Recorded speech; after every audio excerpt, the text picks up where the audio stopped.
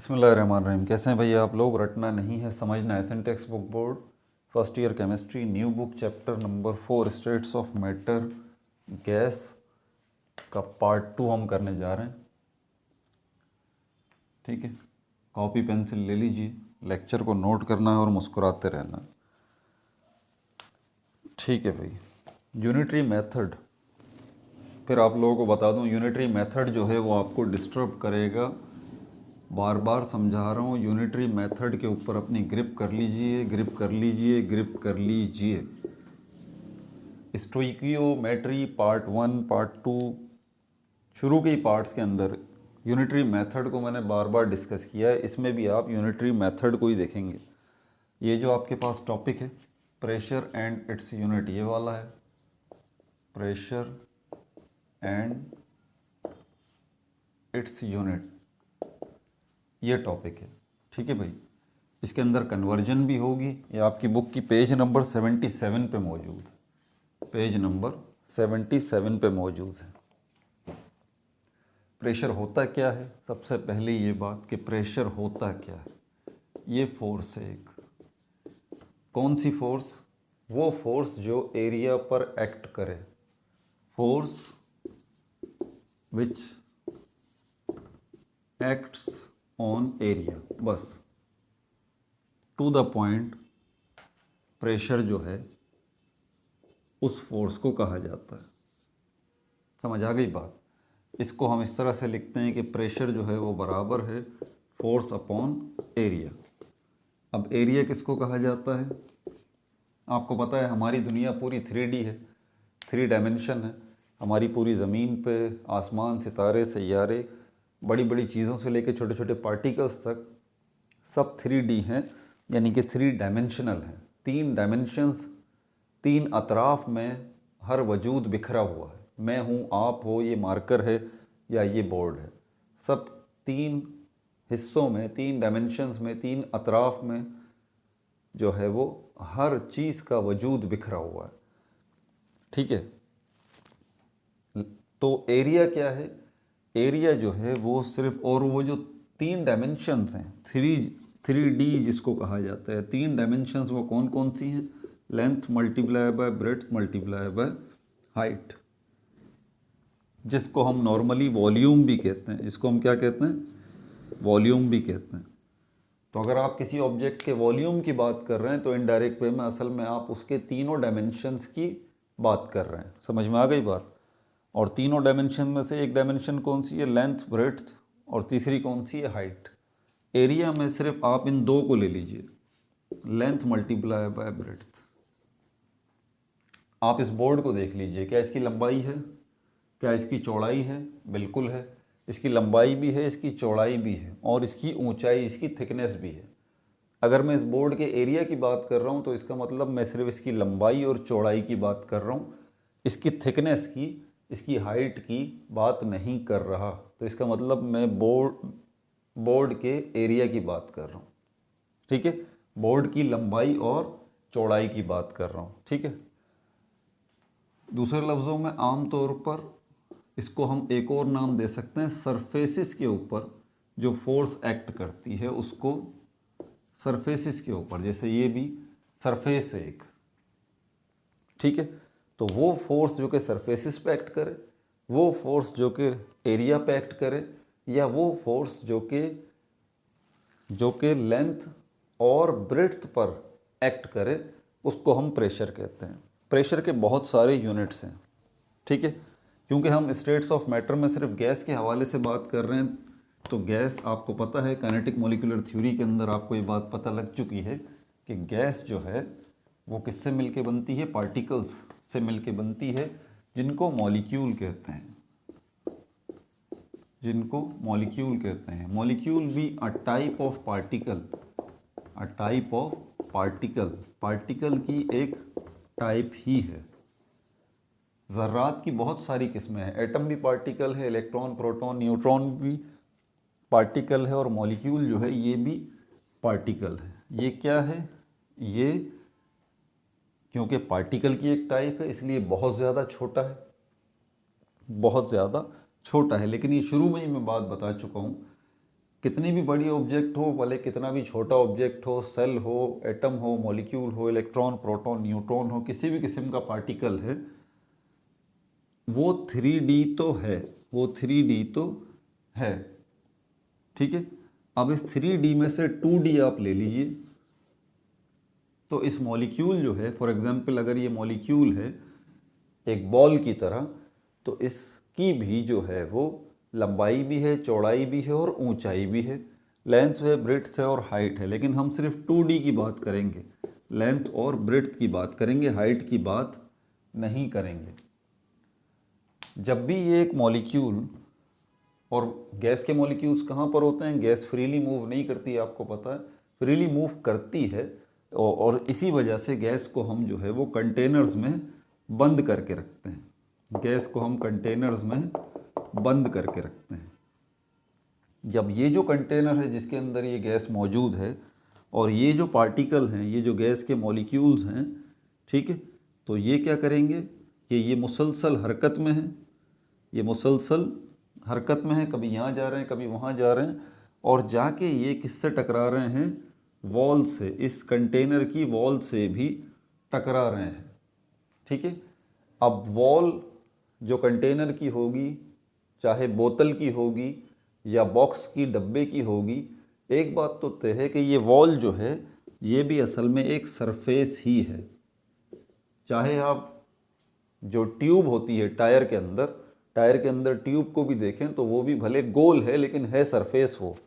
तो इसका मतलब सरफेस है तो एरिया है, और एरिया है तो मतलब लेंथ मल्टीप्लाई बाय ब्रेड्थ है। तो ये जो जाके एक मॉलिक्यूल टकरा रहा है इस वॉल के साथ, तो टकराने पर ये क्या लगा रहा है, ठीक है, टकराने पर ये मॉलिक्यूल यहाँ पर क्या लगा रहा है, ये फोर्स एक्सर्ट कर रहा है। क्या लगा रहा है, ये फोर्स लगा रहा है। और क्योंकि ये फोर्स किस पे लगा रहा है, वॉल पे लगा रहा है, और वॉल क्योंकि सरफेस है, और सरफेस है तो मतलब उसका एरिया है, तो ये जो फोर्स लग रही है इनडायरेक्टली वॉल पे नहीं लग रही, सरफेस पे नहीं लग रही, बल्कि एरिया पे लग रही है। तो हम ये कह सकते हैं कि यहाँ पर एग्जैक्टली कौन सी फोर्स लग रही है, इसको हम कहेंगे प्रेशर, इसको हम कहेंगे प्रेशर। तो ये गैस के मॉलिक्यूल्स प्रेशर एक्सर्ट कर रहे हैं कंटेनर की वॉल के ऊपर। क्लियर हो गई ये बात, कोई कन्फ्यूजन तो नहीं है। अब ये बात तो हो गई कि प्रेशर होता क्या है। अब प्रेशर क्या सिर्फ गैस के मॉलिक्यूल्स लगाते हैं, नहीं, ऐसी बात नहीं है, गैस के मॉलिक्यूल भी लगाते हैं। ठीक है, मतलब जो चीज़ें गैस हैं वो भी प्रेशर लगाती हैं, जो चीज़ें लिक्विड्स हैं वो भी प्रेशर लगाती हैं, और जो चीज़ें सॉलिड हैं वो भी प्रेशर लगाती हैं। क्योंकि प्रेशर एक ऐसी फोर्स है जो कि एरिया पे लगे। तो ये जो आपको सरफेस नज़र आ रही है, जो बोर्ड की सरफेस नज़र आ रही है, इसका भी एरिया है, इसकी भी लेंथ है, ब्रेड्थ है। तो मैं अगर अपने इस हाथ से या इस थंब से फोर्स लगाता हूँ तो मैं भी प्रेशर लगा रहा हूँ। ठीक है, तो इस बोर्ड के ऊपर अगर कोई मॉलिक्यूल गैस का आके टकराएगा तो वो इसके ऊपर प्रेशर लगाएगा, क्योंकि इस बोर्ड की लेंथ और ब्रेड्थ है, मतलब एरिया है। और इसी तरह पानी का गिलास में अगर फेंक देता हूँ इसके ऊपर, तो पानी जाके जब इस बोर्ड से टकराएगा तो इस बोर्ड की क्योंकि लेंथ और ब्रेड्थ मौजूद है, मतलब एरिया मौजूद है, तो पानी ने भी इसके ऊपर क्या लगाया, प्रेशर लगाया। और इसी तरह कोई सॉलिड ऑब्जेक्ट है, जैसे कि मेरा हाथ है, ये भी अगर इसके ऊपर फोर्स लगाएगा तो प्रेशर ही लगाएगा। तो प्रेशर का ताल्लुक ही इस एरिया से है, वो फोर्स जो कि एरिया पे लगे। तो ये काम जो है वो गैस के मॉलिक्यूल्स भी करते हैं, लिक्विड्स भी करते हैं और सॉलिड भी करते हैं। इनडायरेक्ट वे में गैस हो, लिक्विड हो, सॉलिड हो, सब के सब जो है वो प्रेशर एक्सर्ट कर सकते हैं, क्योंकि इसका ताल्लुक सॉलिड, लिक्विड, गैस से नहीं है, बल्कि उस सरफेस से है, उस सरफेस से है जिसका एरिया है, जिसके पास लेंथ और ब्रेड्थ मौजूद है। समझ में आ गई बात। अब हमारे पास इंस्ट्रूमेंट कौन कौन से हैं, आपको पता है हमारी एटमॉस्फेयर में, हमारे जो अर्थ है इसके इर्द गिर्द जो स्पेस है, इसको हम एटमॉस्फेयर कहते हैं। जहाँ जहाँ तक एयर मौजूद है इसको एटमॉस्फेयर कहा जाता है। ठीक है, हमारे अर्थ के इर्द गिर्द का वो सारा स्पेस इसके अंदर एयर मौजूद है, ये हमारी अर्थ है, ठीक है। इसके इर्द गिर्द का ये सारा स्पेस जो कि इनविजिबल है, आपको अपनी आँख से नज़र नहीं आता, ये सब का सब क्या है, ये एटमॉस्फेयर है। क्योंकि इस सब जगह पर एयर जो है वो मौजूद है, ठीक है। एयर की ज़्यादा मिकदार जो है वो अर्थ की सरफेस पर है, यहाँ पर एयर जो है वो ज़्यादा होगी, ये अर्थ है, ठीक है। अर्थ की सरफेस पर एयर जो है वो ज़्यादा होगी, और अगर एयर जो है वो ज़्यादा है अर्थ की सरफेस के ऊपर, तो यहाँ पर क्या होगा, ज़्यादा एयर मॉलिक्यूल्स होंगे, ज़्यादा एयर मॉलिक्यूल्स होंगे, और जितने ज़्यादा एयर मॉलिक्यूल्स होंगे उतना ही ज़्यादा उन एयर मॉलिक्यूल्स का टकराव होगा, किसके साथ, चीज़ों के साथ, आपके साथ, मेरे साथ, सबके साथ जो है वो एयर के मॉलिक्यूल्स कोलाइड करेंगे, टकराएंगे, और हम पर क्या लगाएंगे, वो प्रेशर एक्सर्ट करेंगे, हम पे भी क्या करेंगे, वो प्रेशर एक्सर्ट करेंगे। इस प्रेशर को हम कहते हैं एटमॉस्फेरिक प्रेशर। क्या कहते हैं, एटमॉस्फेरिक प्रेशर। समझ में आ गई बात आपको, एटमॉस्फेरिक प्रेशर। अर्थ की सरफेस के ऊपर ये प्रेशर ज़्यादा होगा, और जैसे जैसे आप बुलंदी पे जाते रहेंगे ये एटमॉस्फेरिक प्रेशर जो है वो कम होता रहेगा। समझ में आ गई बात। तो अर्थ की सरफेस के ऊपर मैक्सिमम एयर प्रेशर होगा, ठीक है। और जैसे जैसे आप ऊपर हवा में बुलंदी पर जाते रहेंगे, पहाड़ों पे जाएंगे, ऊंचाई पे जाएंगे, एयर प्रेशर जो है वो कम होता रहेगा। ज़मीन की सरफेस के ऊपर एयर प्रेशर क्यों ज़्यादा है, क्योंकि ज़मीन की सरफेस पर एयर ज़्यादा है। और ज़मीन की सरफेस पर एयर ज़्यादा क्यों है, उसकी वजह क्या है, उसकी वजह है ग्रेविटी, कि अर्थ की सरफेस के ऊपर ग्रेविटी ज़्यादा है, उसने ज़्यादा पुल किया हुआ है, खींचा हुआ है इस एयर को अपनी तरफ। समझ में आ गई बात आपको। तो एयर प्रेशर जो है वो, या एटमॉस्फेरिक प्रेशर जो है वो अर्थ की सरफेस पर बहुत ज़्यादा होगा। ये बात भी हो गई। इंस्ट्रूमेंट की तरफ चलें, जो कि डिवाइसेस बताई गई हैं यहाँ पर। क्योंकि ये एयर प्रेशर है, एटमॉस्फेरिक प्रेशर है, इसको जो है वो मेजर करने के लिए जिस इंस्ट्रूमेंट को यूज़ किया जाता है उसको बैरोमीटर कहा जाता है, बैरोमीटर, ठीक है भाई। और अगर एयर या कोई दूसरी गैस जो है वो किसी कंटेनर में बंद है, किसी कंटेनर में बंद है, तो यहाँ पर ये जो गैस मौजूद है इस कंटेनर के अंदर बंद है, तो एग्जैक्टली ये जो गैस है ये भी प्रेशर एक्सर्ट कर रही होगी। तो ये जो प्रेशर एक्सर्ट कर रही होगी, इसको मेजर करने के लिए आपके पास जो इंस्ट्रूमेंट है इसको हम मैनोमीटर कहते हैं। क्या कहते हैं, मैनोमीटर, मैनोमीटर, MANOMETR, मैनोमीटर, ठीक है भाई। दोनों का फर्क समझ में आ गया। क्लोज्ड कंटेनर के अंदर जो गैस होगी उसके प्रेशर को मेजर करना हो तो उसके लिए डिवाइस कौन सी है, मैनोमीटर। और एयर प्रेशर या एटमॉस्फेरिक प्रेशर को मेजर करना हो तो उसके लिए कौन सी डिवाइस है, बैरोमीटर। अब चलते हैं इसके यूनिट्स की तरफ, ठीक है भाई।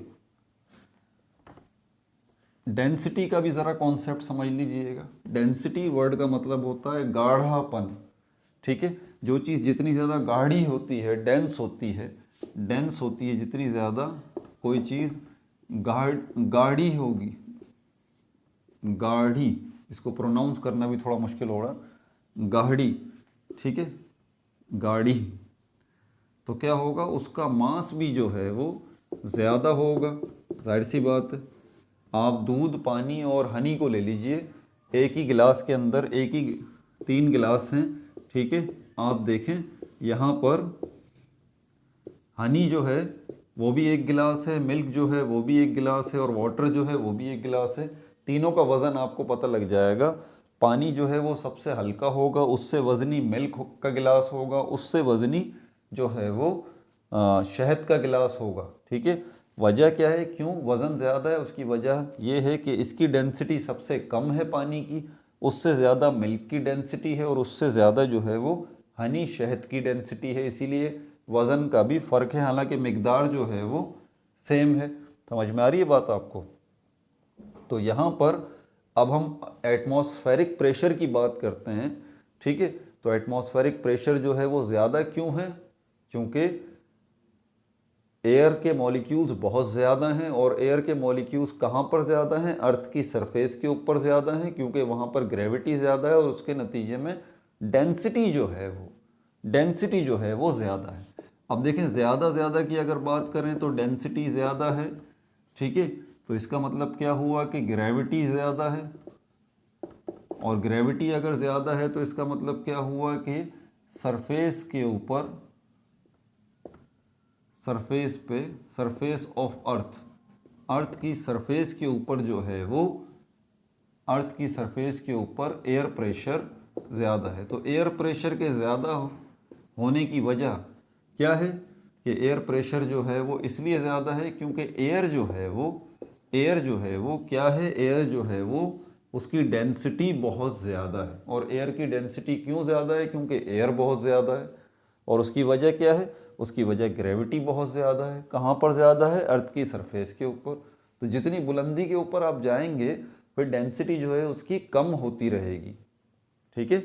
एयर की डेंसिटी कम होती रहेगी, और इससे क्या होगा? ऊंचाई पर, बुलंदी पर प्रेशर, एटमॉस्फेरिक प्रेशर और एयर प्रेशर वो भी कम हो जाएगा। समझ में आ रही है बात? तो डेंसिटी का कॉन्सेप्ट भी मैंने आपको समझा दिया।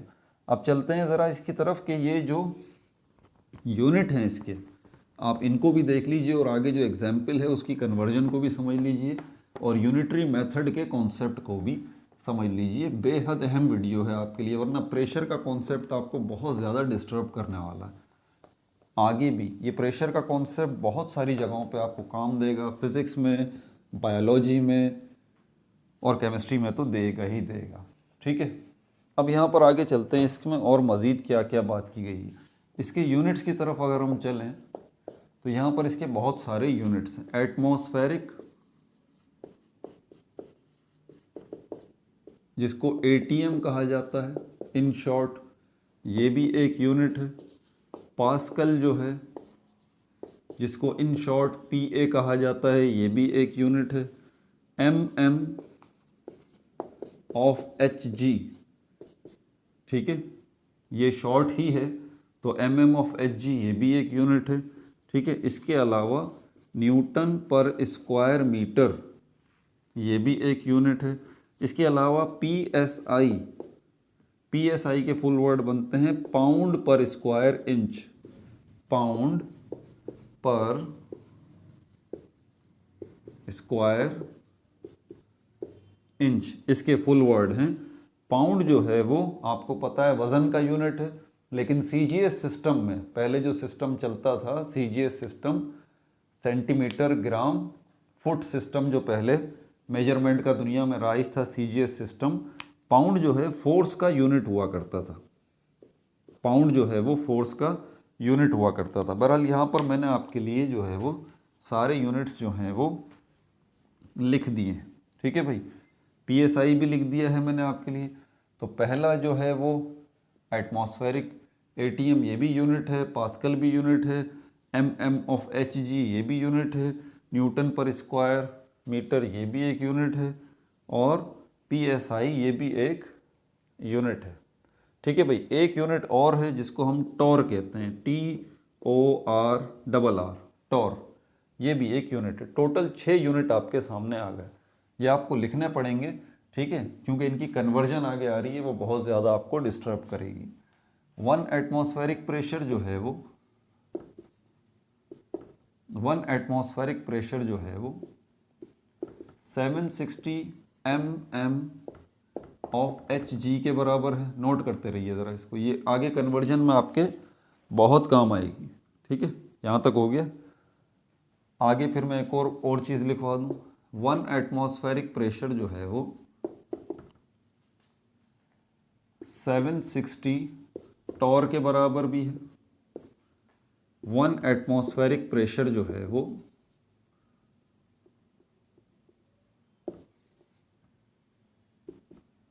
1 एटमॉस्फेरिक प्रेशर जो है वो किसके बराबर भी है? 760 1000 नहीं, 1000 नहीं, आपको बताता हूँ। हाँ, 1,1325 पास्कल के बराबर भी है। ठीक है भाई। और 1 एटमॉस्फेरिक प्रेशर जो है वो 14.7 psi के बराबर भी है। ठीक है, ये जल्दी से अपने पास नोट कर लीजिए, क्योंकि अगर आपने ये नोट करके इसको याद ना किया तो फिर आपके लिए प्रॉब्लम हो जाएगी। ठीक है भाई। एक और ख़ास बात ये है कि पास्कल और, हाँ ये मैं लिख रहा था, पास्कल और न्यूटन पर स्क्वायर मीटर, ये भी आपको बता दूं कि पास्कल, इसको भी नोट में डाल लें आप, पास्कल जो है वो और न्यूटन पर स्क्वायर मीटर ये बराबर है।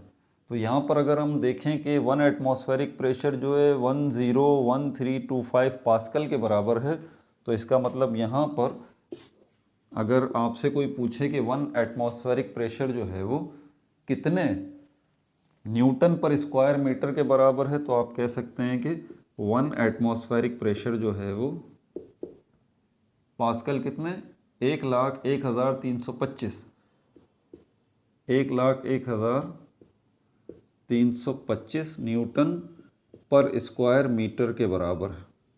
ठीक है भाई, इसको भी ज़रा नोट कर लीजिए। इन सारे फैक्टर्स की अभी हमें ज़रूरत पड़ेगी। अच्छा, ये भी हो गया।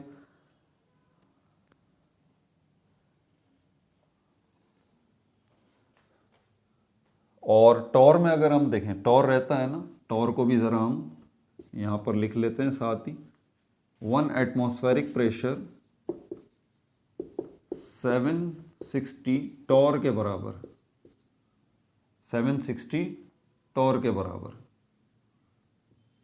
ठीक है भाई, ये अलग से मैंने लिख दिया, बिल्कुल इस तरह से लिख लें अपने पास, 760 टॉर के बराबर है। अभी मैंने जो आपको बताया कि पास्कल जो है वो बराबर है न्यूटन पर स्क्वायर मीटर के, तो पास्कल जो है वो बराबर है न्यूटन पर स्क्वायर मीटर के। बिल्कुल इसी तरह mm ऑफ hg, अगर आप इसको देखें, ये दूसरी दफ़ा मैंने लिख दिया है क्या, ओ सॉरी दूसरी दफ़ा भी लिख दिया, इसको हटा दूं ज़रा मैं। हाँ, 1 एटमॉस्फेरिक 760 mm ऑफ hg और 1 एटमॉस्फेरिक बराबर है 760 टॉर के। तो ये जो टॉर है, ठीक है, ये जो, बल्कि मुझे यहाँ ये लिख दिया मैंने, ठीक है, ये हो गया। ये जो टॉर है ये किसके बराबर है, टॉर जो है वो mm ऑफ hg के बराबर है, mm ऑफ hg। ये मुझे कैसे याद है, क्योंकि मैंने कन्वर्जन की है भाई। ये ऐसे आपको याद नहीं होंगे, आप भूल जाएंगे। तरीका आपको बता देता हूँ, पेज की एक साइड पर इसको लिख लीजिए। हर पेज की, जब तक ये कन्वर्जन की प्रैक्टिस कर रहे हैं ना, सबसे पहले इसको लिखें, बार बार लिखें, हर पेज पे लिखें, ताकि ये अच्छे से आपके जहन में बैठ जाए। अब कन्वर्जन की तरफ चलते हैं इसकी। ठीक है, यहाँ पर यूनिटरी मेथड की भी ज़रूरत पड़ेगी। नेक्स्ट पेज पे देखें, पेज नंबर 78 पर एग्जाम्पल 4.1, उसमें आपसे वो क्या कह रहा है।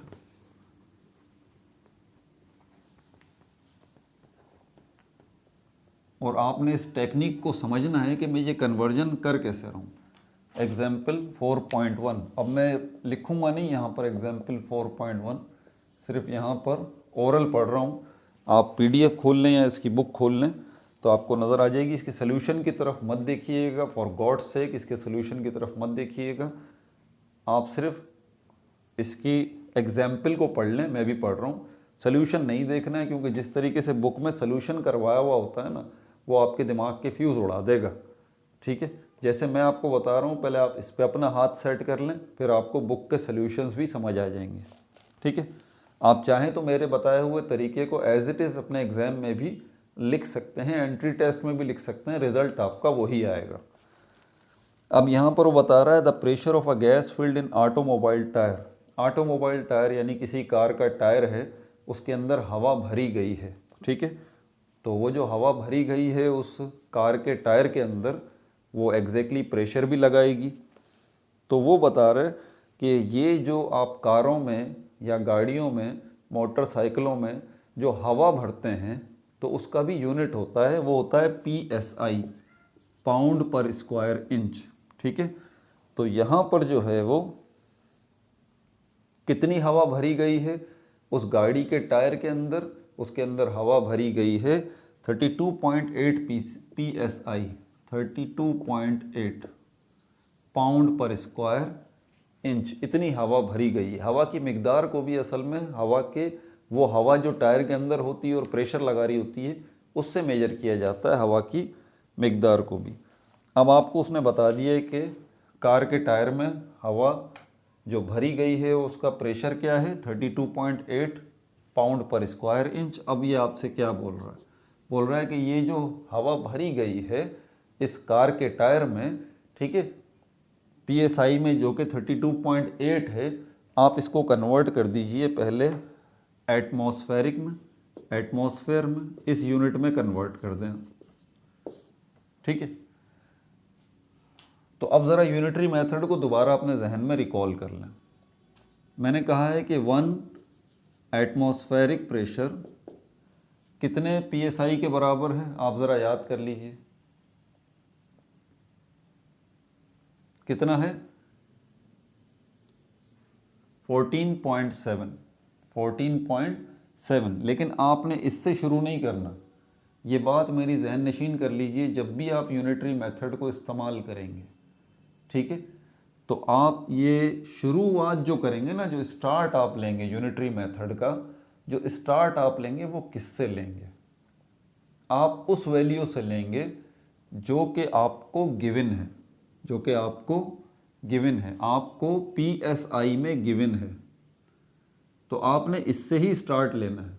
ठीक है, तो हम यहाँ पर देखेंगे, अब इसको अगर रिवर्स करें तो हम ये देख रहे हैं कि 14.7 PSI बराबर है 1 एटमॉस्फेरिक प्रेशर के। 14.7 PSI बराबर है 1 एटमॉस्फेरिक प्रेशर के। अगर आपको याद हो तो मेरी बात को आप ज़हन नशीन कर लें।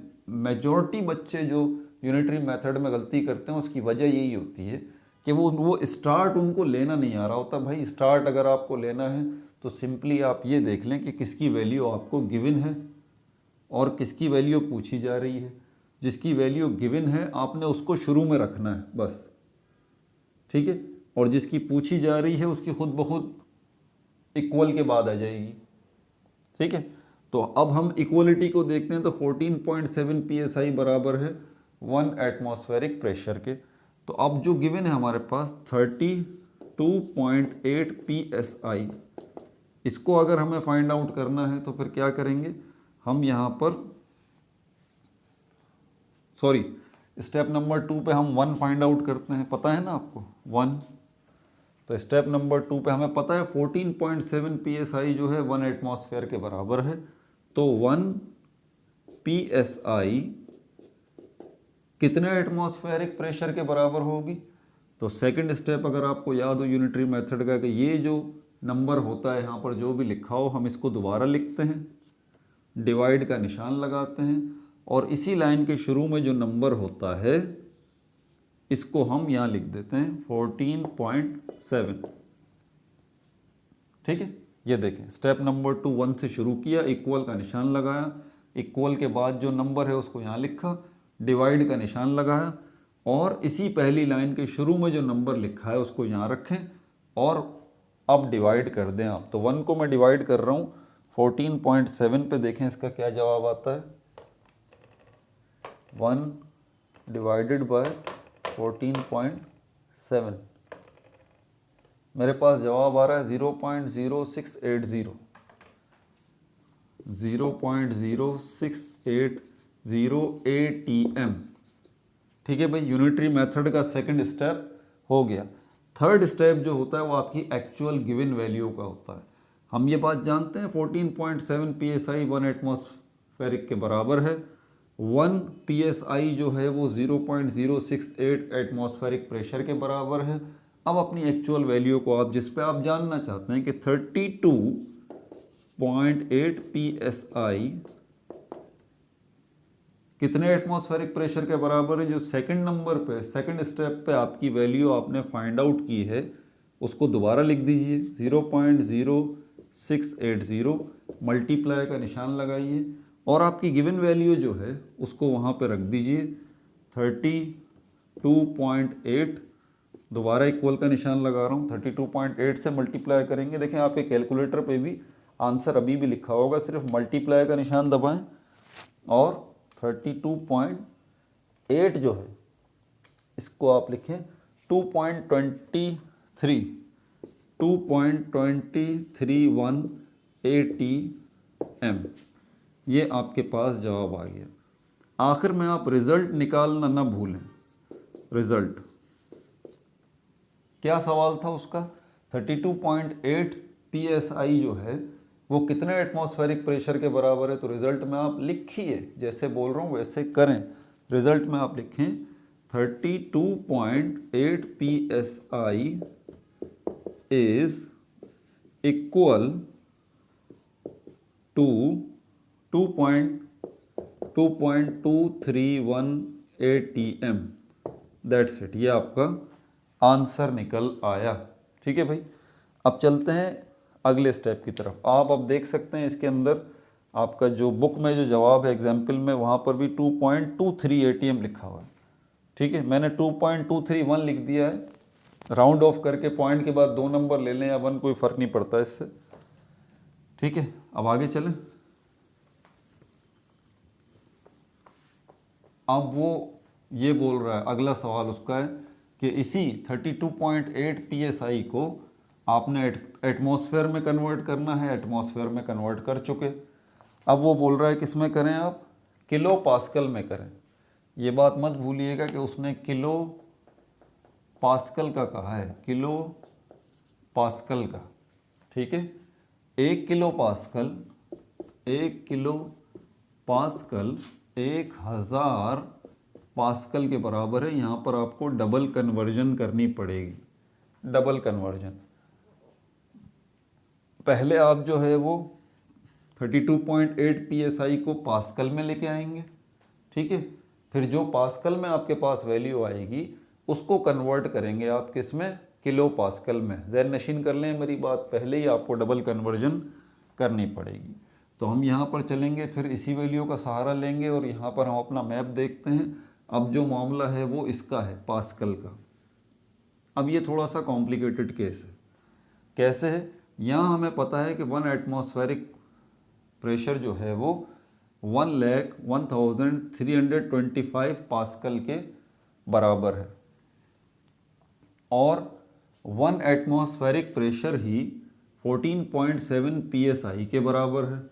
तो अगर इन दोनों इक्वेशंस की लेफ्ट हैंड साइड को हम देखें कि ये बराबर हैं, तो इसका मतलब इनकी राइट हैंड साइड भी बराबर हैं। तो इसी पॉइंट ऑफ व्यू से ध्यान से देख लें, हम कह सकते हैं कि कितने 14.7, यहाँ पे मैं लिख देता हूँ 14.7 PSI बराबर है किसके, 101325 पास्कल के, 101325 पास्कल के। ठीक है भाई, और 1 PSI अब अगर फाइंड आउट करना है कि वो कितने पास्कल के बराबर है, तो सेकंड स्टेप पे क्या करेंगे, याद है ना, इसको दोबारा लिखेंगे 101325 डिवाइडेड बाय, शुरू में कौन सा नंबर है 14.7, इसको यहाँ लिखेंगे 14.7 इक्वल का निशान। अब ज़रा कैलकुलेटर उठाएं और देखें क्या जवाब आ रहा है। 101325 डिवाइडेड बाय 14.7, आपके पास जवाब आ रहा है 6892.85 पास्कल। ठीक है, तो 14.7 PSI बराबर है 1,01,325 पास्कल के। 1 PSI जो बराबर है वो 6,892.85 पास्कल के। अब हम एक्चुअल PSI जो वो जानना चाहता है 32.8, इसको लिखेंगे 32.8 PSI ठीक है। सेकंड स्टेप पे जो वैल्यू आई है उसको दोबारा लिखेंगे, 692.85 मल्टीप्लाई का निशान लगाएंगे, गिवन वैल्यू है उसको दोबारा लिखेंगे 32.8। आपके कैलकुलेटर पे जवाब लिखा हुआ भी होगा, मल्टीप्लाई का निशान दबाइए और 32.8 आपके पास जवाब आ रहा है 22,608,5.71 और 43 पूरा ही लिख दें पास्कल। ये आपके पास जवाब आ गया। तो 32.8 पाउंड पर स्क्वायर इंच जो है कितने पास्कल के बराबर है? 2,26,085.7143 पास्कल के। लेकिन उसने पूछा क्या है आपसे? Kilo pascal. तो अब हमें इस पास्कल को कन्वर्ट करना है किस में? किलो पास्कल में। हम जानते हैं 1 किलो पास्कल 1000 पास्कल के बराबर है, ठीक है। तो यहाँ पर क्या करना है आपको? पास्कल से किलो पास्कल की तरफ जाना। तो हम ये जानते हैं कि 1 किलो पास्कल कितना है? पास्कल से इसको उल्टा लेके चलेंगे, डायरेक्टली भी आप कर सकते हैं, परेशान होने की ज़रूरत नहीं, डायरेक्टली डिवाइड कर दें। ये जो आपको वैल्यू मिली है ना, इसको आप जो है वो 1000 पे अगर डिवाइड कर दें तो आपको पता लग जाएगा। वेरी सिंपल, अगर मैं और इजी करके बताऊं ना आपको, तो यहाँ पर आपके पास ग्राम अगर हैं 2627 ग्राम है। अगर मैं आपको कहता हूँ इनको किलोग्राम में कन्वर्ट करें तो आप इसको क्या करेंगे? इसको 1000 पे डिवाइड कर देंगे ना, 1000 पे डिवाइड कर देंगे तो सिंपली ये पास्कल है, किलो पास्कल में लेके जाना है, तो भाई इसको भी 1000 पे डिवाइड कर दें आप, ठीक है। यूनिटरी मेथड लगाने की ज़रूरत ही नहीं है, ये आसान सी चीज़ थी इसलिए वैसे ही बता रहा हूँ। जवाब आपका यूनिटरी मेथड से भी वही आएगा, ठीक है। तो मैं इसी को यहाँ पर लिखता हूँ 22,608,5.7143 पास्कल डिवाइडेड बाय 1000। आपके कैलकुलेटर पे लिखा हुआ होगा तो डायरेक्ट आप कर सकते हैं, डिवाइडेड बाय 1000 226 पॉइंट आपका जवाब आएगा क्या? 2226.085 किलो पास्कल। आप ज़रा सॉल्यूशन देखें बुक के अंदर, मैं भी देख लेता हूँ, अल्लाह करे कि जवाब सही आए, ठीक है जी। एग्जैक्टली बिल्कुल यही जवाब है, आप एग्जाम्पल में देख भी सकते हैं। 226.085 किलो पास्कल ये आपका बुक के मुताबिक आ गया। अब वो बोल रहा है कि तीसरी जो चीज़ वो बोल रहा है कन्वर्ट 32.8 PSI। इसको जो है आप किस में कन्वर्ट करें? मेरे ख्याल में टॉर में कन्वर्ट करने की वो बोल रहा है। अगर आप चाहें तो मैं आपको ये किलो पास्कल और पास्कल जो है यूनिटरी मेथड से भी करके दिखा सकता हूँ, कोई इशू की बात नहीं है। लेकिन क्योंकि ग्राम और किलोग्राम कॉमन है तो इसीलिए मैंने थोड़ा सा डायरेक्ट यहाँ कर दिया, वरना ये भी यूनिटरी मेथड से हो सकता था, पास्कल से किलो पास्कल। कितना PSI है? 32.8 PSI। इसको किस में कन्वर्ट करना है? नंबर 3 इसने बताया है, टॉर में। इसको टॉर में कन्वर्ट करना है। अब आप देख लीजिए यहाँ पर दोबारा इसकी ज़रूरत पड़ेगी, 111 चल रहा है ना, दोबारा हम इक्वलिटी को यूज़ करेंगे। तो यहाँ पर हम देख रहे हैं कि अब इसको देखें, 1 एटमॉस्फेरिक प्रेशर 760 टोर के बराबर है। तो यहाँ पर हम कह सकते हैं कि 14.7 PSI 760 टोर के बराबर है। देखें ना, बराबर है ना, 1 एटमॉस्फेरिक प्रेशर और 1 ATM।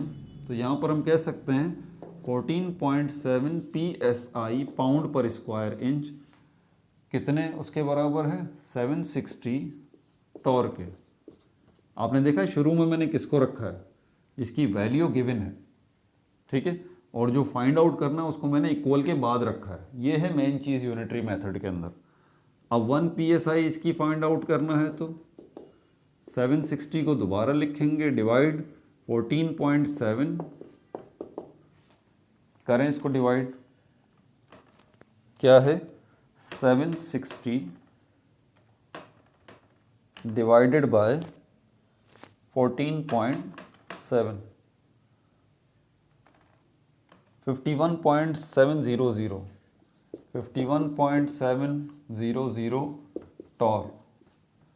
अब हम एक्चुअल वैल्यू लेंगे 32.8 psi बराबर है, दोबारा इसको लिखेंगे स्टेप नंबर 2 वाले आंसर को 51.700, ठीक है, मल्टीप्लाई बाय ये जो वैल्यू है ये यहाँ आएगी 32.8, तो आपकी कैलकुलेटर पे जवाब होगा, मल्टीप्लाई कर दें 32.8 1695.78 टॉर के बराबर है।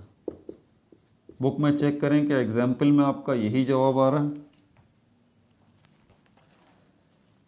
1695.8 आ रहा है, यहाँ पर 1695.78 है।